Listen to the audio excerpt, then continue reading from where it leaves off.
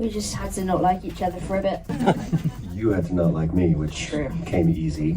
So easy. Because Ellie still looks and acts like a 14-year-old from season 1, even though she's supposed to be 19.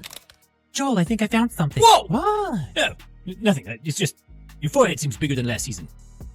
I think I found a way through. We made a deal to tell this story, and we're telling this story. I'm sorry.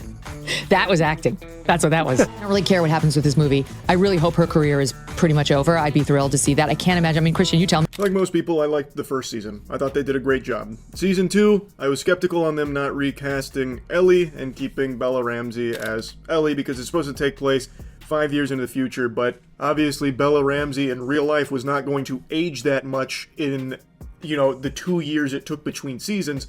So in the show, Ellie still looks exactly the same, but is supposed to be 5 years older.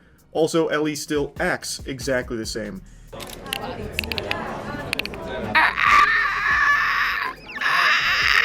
Pedro Pascal just dropped a behind-the-scenes bombshell, and it changes everything we thought we knew about The Last of Us.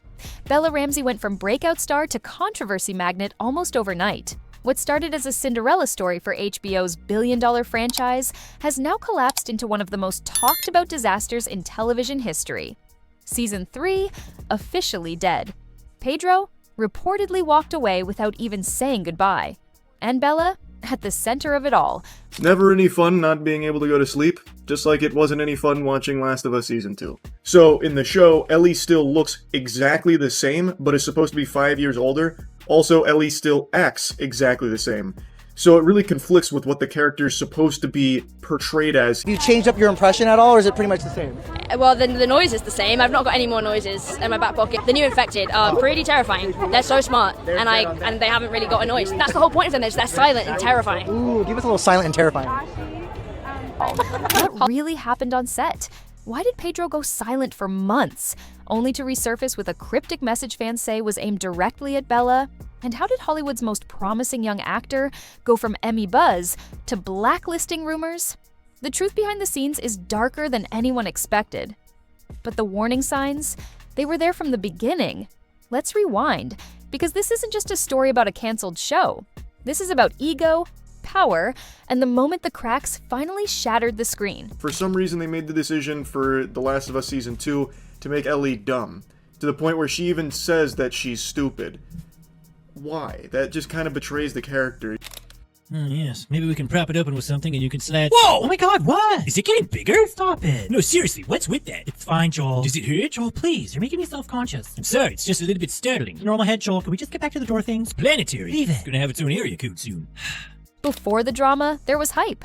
Bella Ramsey was the face of a new generation, bold, raw, and refreshingly different. When HBO cast her as Ellie, not everyone was convinced. Some fans hated the choice, said she didn't look like the game version, said she didn't have the range. But then Season 1 dropped, and Bella shut everyone up. Her performance? Gritty, vulnerable, real. Critics called her a revelation. Social media lit up with fan edits. Pedro Pascal publicly called her a genius and unshakably brave. They were the power duo, Ellie and Joel reimagined. Behind the scenes, Bella was seen as committed and fearless, always pushing to make scenes more emotional, more intense, more real. But what looked like dedication in Season 1 would spiral into something much more complicated in Season 2. By the time production began on Season 2, something had shifted. Bella wasn't the wide-eyed newcomer anymore. She was a name, a brand. And with that came power. Crew members started whispering about on-set tension. Bella reportedly made bold script suggestions, scrapping lines mid-rehearsal, even rewriting some of her dialogue on the spot. At first, directors rolled with it. Artistic freedom, right? But soon, things got messy. She clashed with writers, challenged the tone of violent scenes, pushed to remove key plot points. One crew insider said, she acted like she was co-directing, and nobody had the guts to push back. Meanwhile, Pedro Pascal, known for being calm and professional, was reportedly getting frustrated. He started skipping downtime on set. Some say he requested a schedule change just to avoid long scenes with Bella. And while none of this was public, the crew definitely noticed. As filming went on, the tension boiled under the surface. No screaming matches, no drama caught on camera, just quiet resistance and growing distance. Insiders now claim Pedro pulled the showrunners aside midway through the shoot. He didn't make demands, he didn't threaten to quit, but he allegedly warned them this isn't sustainable. He described the set as creatively fractured, said decisions were being made to please egos, not serve the story. And while he never named names, everyone knew who he was talking about. Then, one day after wrapping a key emotional sequence, Pedro just left. No wrap party, no goodbye posts. Just vanished.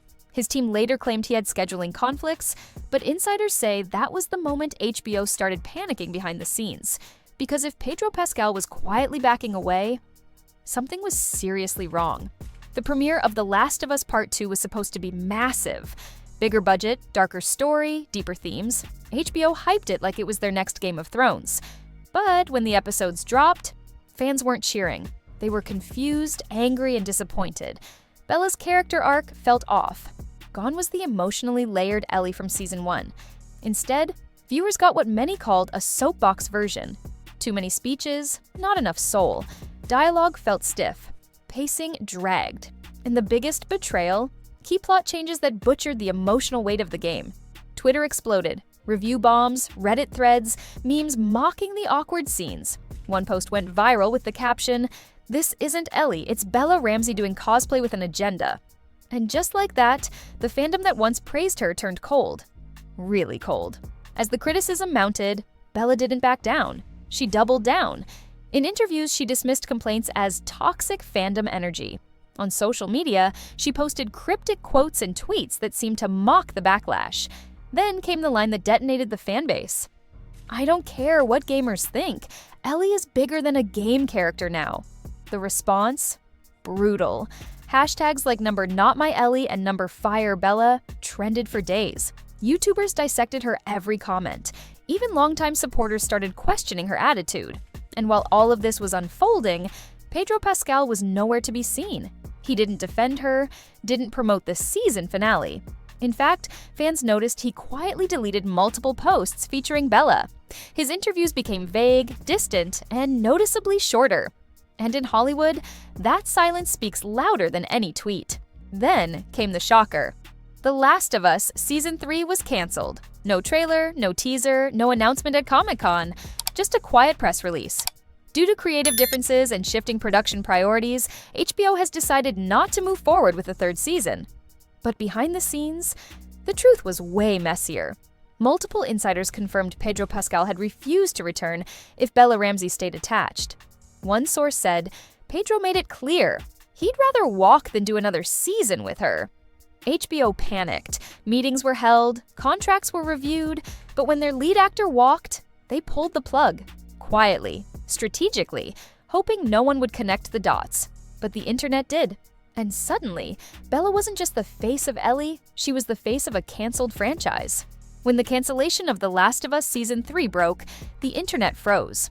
Fans were stunned. Critics started speculating, and the only thing louder than the headlines was the silence from Bella Ramsey. Everyone waited for something. A tweet, a live stream, a message to the fans who had defended her when the backlash first began. But there was nothing. No press tour, no apology, no farewell post, just silence. Then, days later, came the interviews. But they weren't live. They were carefully pre-recorded, cut, edited, and filtered through what looked like a tight PR machine. When asked directly about the cancellation, Bella dodged. She called it a creative pivot, claimed HBO was exploring other storytelling avenues, said she was grateful for the opportunity, and had no regrets. But what she didn't say spoke volumes. She didn't mention Pedro Pascal, not once. She didn't acknowledge the rumors of on-set tension. She didn't even speak to the fans who were demanding answers. The actress who once called the fanbase a second family ghosted them when things fell apart. Critics were quick to call it a PR dodge. Fans were even harsher. They called it cowardice. In YouTube comments, Reddit threads, and TikTok reaction videos, the same word echoed over and over: fake. And then came the red carpets. Bella reemerged, polished, distant, and wearing a completely new look. Sharp suits replaced casual hoodies. Hair styled, makeup pristine. The transformation was obvious. She wasn't trying to repair her image, she was trying to replace it.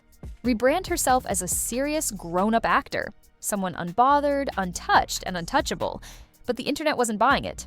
Comment sections exploded. "What happened to owning your mistakes?" one top comment read. "Where's the humility?" said another. Others flooded her posts with a single word: accountability. And perhaps the most chilling part, even her defenders had gone quiet. The same voices that once called her brave and authentic were nowhere to be found. No one was stepping up. No one was backing her.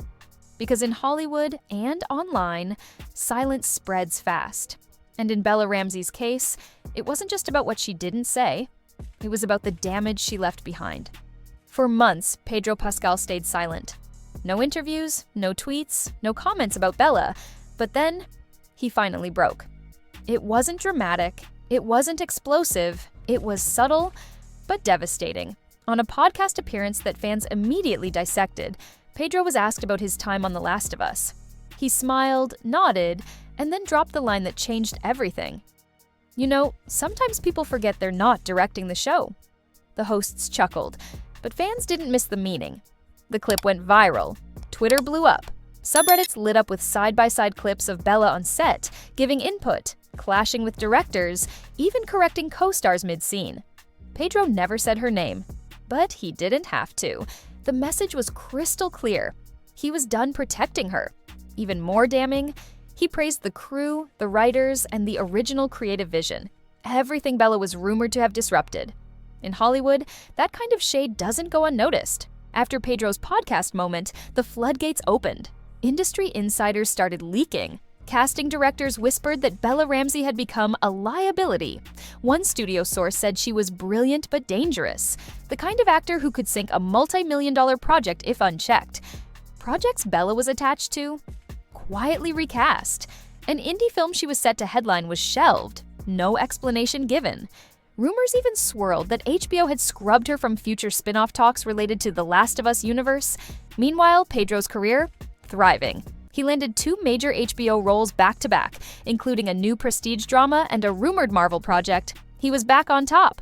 Bella vanished from the press. No interviews, no new roles. Her Instagram comment section turned off. Red carpet appearances stopped entirely. And just like that, Hollywood had spoken. So, what really happened between Pedro Pascal and Bella Ramsey? Was Bella a young, talented actor who got overwhelmed by power too soon? Or did her ego and attitude drive one of TV's biggest franchises off a cliff? Did Pedro do the right thing by staying quiet until the end? Or should he have stepped in sooner? And what does this mean for the future of video game adaptations? Will studios keep casting viral actors, or will they go back to professionals who know how to play the game, both on and off screen? One thing's certain, The Last of Us was never supposed to end like this. But behind the cameras, the story was darker than anyone expected. So, is this really the end of Bella Ramsey's career? Is the breakout star of The Last of Us now just another cautionary tale in Hollywood's brutal playbook? A talent buried beneath controversy, backlash, and one of the most silent fallouts the industry's ever seen? And what about Pedro Pascal? Should he have stepped in sooner? Spoke up when the tension was rising? Or did his silence say everything it needed to? And more. Was it a quiet warning to the next generation of stars about the difference between being bold and being reckless? There's a bigger question hanging in the air. Will Hollywood ever trust another viral name to carry a billion-dollar franchise again? After this, studios might start thinking twice before handing the keys to the kingdom to someone with more followers than film credits. Because The Last of Us wasn't just a show, it was a phenomenon. And now, it's a case study in what happens when hype and headlines collide with ego and expectations. So, what do you think? Was Bella Ramsey unfairly targeted, or did she let the fame go to her head? Did Pedro Pascal do what he had to, or should he have done more to protect the story, the crew, and the fans? Drop your thoughts in the comments. We're watching closely and featuring the sharpest takes in our next video. The deeper your take, the better chance it gets featured. Make sure to like, subscribe, and tap the bell, because the stories we're uncovering next, they're even wilder than this one. And remember, sometimes the most dramatic moments in Hollywood never make it to the screen.